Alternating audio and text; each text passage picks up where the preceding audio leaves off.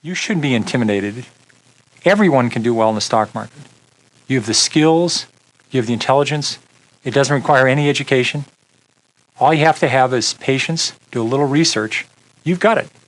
Don't worry about it. Don't panic. Your advantage in picking stocks is your direct experience with companies as a consumer, on your job as a professional, or as a neighbor. Use those advantages as a place to start looking for good stocks. You have several things that you possess that will make you a good investor. They're inherent to your life. It's the field you work in. It's the area where you live. There may be some local company that's terrific. You're a consumer. You see some products, you see some services that are terrific. Back in the 1950s, a fireman from New England noticed a factory in his town seemed to be hiring and expanding all of the time. This person didn't have a Cray computer, and he wasn't a professional investor. He was just an observant neighbor. He decided to put $2,000 per year into TAM brands, then called TAM Packs. By 1972, the fireman was a millionaire. You may be wondering why stocks are so important for a long-term investment program. The short answer, over time, stocks produce better returns than other investments. The past 60 years, stocks have returned about 10% a year. Bonds have averaged 6% a year. Treasury bills or bank CDs around 3%. That doesn't seem like a big difference, does it?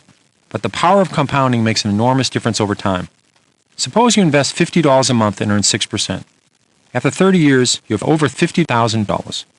Go ahead and play with the numbers yourself. Before you start to invest, ask yourself one question. When will I need to use this money? The stock market is a long-term investment. If you need to use the money anytime soon, you should not invest in stocks. This is money you're willing to put in the market and leave it there for 5, 10, 20, 30 years. That's the kind of money you're going to do well with. If you're worried about it, don't invest it. If you know something that will drive a company's earnings higher, you know something that will drive a company's stock higher, sooner or later. But you can't just guess at it. You have to have some reasons, such as costs are coming down or new products going to be a big hit. Research is developing a company's story, an idea of why earnings should go up or down. It doesn't mean sitting in the library for hours, reading SEC filings, or fiddling with a calculator. Research starts with the things you know, your edge. If you're a mechanic, look at the tools you use. Which are the best? Which are the best value? Or if you're a doctor, see what new technology saves the insurer money, or software systems that reduce costs at hospitals.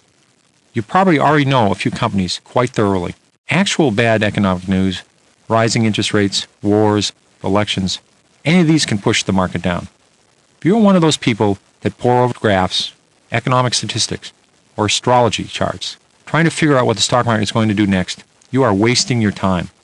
No one can predict the market.